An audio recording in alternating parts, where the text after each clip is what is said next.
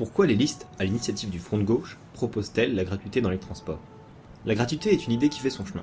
En France, on compte 23 villes ayant opté pour la gratuité des transports publics.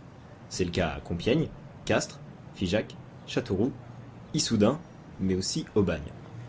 Pourquoi la gratuité? D'abord, parce qu'il y a une urgence sociale. On le sait, les catégories les plus défavorisées sont souvent dans les périphéries des villes. Pour les ménages où les revenus sont les plus faibles, le prix des transports devient très vite inabordable. De plus, pour les jeunes et les chômeurs, l'accès au permis de conduire est parfois pratiquement impossible. La gratuité est donc bien un antidote à défendre contre l'austérité. Dans la CUC, pour les familles, le coût annuel est de 192 € pour le premier enfant et de 170 € pour le second enfant. Cette mesure permettrait une amélioration des revenus disponibles. La facilité d'accès aux transports en commun désenclaverait aussi les quartiers les plus fragiles. Elle permettrait plus de mobilité entre le lieu de résidence, le lieu d'études, le lieu de travail et le lieu de loisirs. Prendre le bus doit devenir aussi simple que de marcher. Pour nous, la gratuité est une proposition novatrice, concrète et radicale dans le changement qu'elle produirait dans la vie quotidienne. Abordons à présent la question du financement de cette mesure. Deux principes de financement sont possibles, le versement transport ou la fiscalité locale. Dans la communauté urbaine, les transports sont financés à hauteur de 5 millions d'euros par le versement transport et à hauteur de 1 250 000 € par les impôts locaux.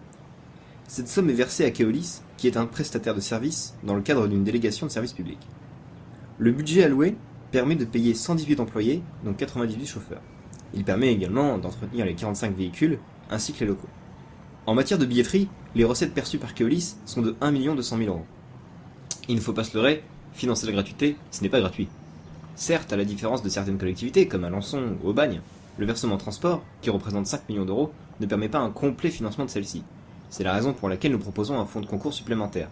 Ce dernier serait notamment pris sur les recettes des parcs-mètres et parkings publics. Nous proposons également de passer le taux du versement transport de 0,8 à 0,9%, ce qui permettrait une recette supplémentaire non négligeable de 600 000 €. Quel est donc le rapport entre le paiement des transports en commun et le plan de développement urbain? Notre objectif commun, c'est aussi de favoriser le recours à d'autres modes de transport. Il ne s'agit pas de sanctionner les automobilistes, mais au contraire de proposer des mesures incitatives. Notre pari, c'est que les riverains, salariés, retraités, jeunes, auront un recours plus fréquent aux transports en commun.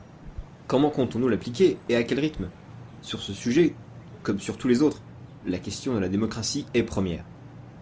C'est la raison pour laquelle, dès la campagne, nous défendons le principe d'un élargissement immédiat de la gratuité aux jeunes de moins de 26 ans, ainsi qu'aux demandeurs d'emploi dès 2014. Mais nous proposons conjointement d'ouvrir un grand débat sur les principes et sur la faisabilité de la gratuité à l'échelle de la communauté urbaine. Ce débat sera ponctué par un référendum d'initiative municipale ouvert à tous les habitants de la CUC au début de l'année 2015.